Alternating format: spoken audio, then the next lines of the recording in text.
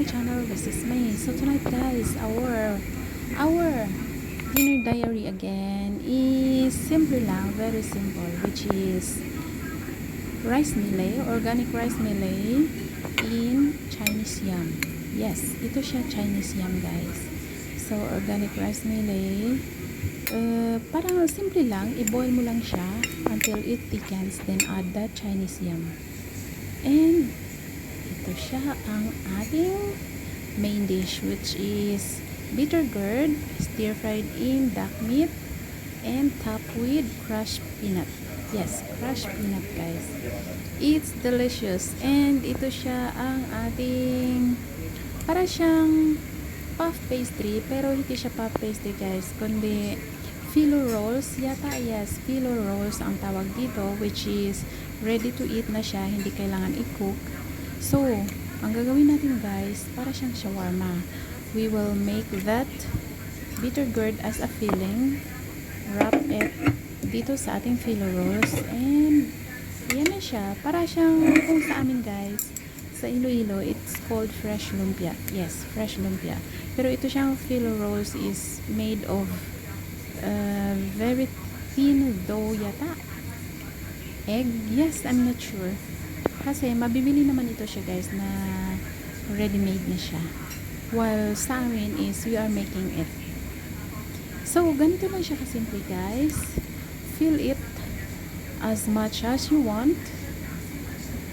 Gaano man kadami ang gusto mo, it's up to you. Then, ang sauce na ginamit ko pala guys is oyster sauce lang to make it more stronger. Kasi kapag ganito, kailangan natin ng matapang na lasa. Yes, duck meat is matapang na siya guys with its sauce, while gumawa pa rin ako ng sarili kong sauce. Okay, there you go, ready. So let's wrap it. So ganyan lang siya guys, then ready to eat na siya. O diba, simple lang. It's yummy, super guys. I suggest you have to try it. Ano ito siya guys, tira namin itong duck is whole ito siya, then tira namin nung bagyo, and dahil nga kailangan siyang ubusin in a short period of time, so kailangan natin na maghanap ng paraan kung paano ubusin. Yummy diba? So, ganito lang ka-simple and easy ang pagkain dito sa Hong Kong. Or let's say, mga pagkain na ginagawa ko dito guys, or home-cooked food. Yes, home-cooked food. Home-cooked food is the best. Walang kapantay kahit sa restaurant, kasi nakakasigurado tayo na malinis, maayos ang pagka-prepare, and healthy na rin.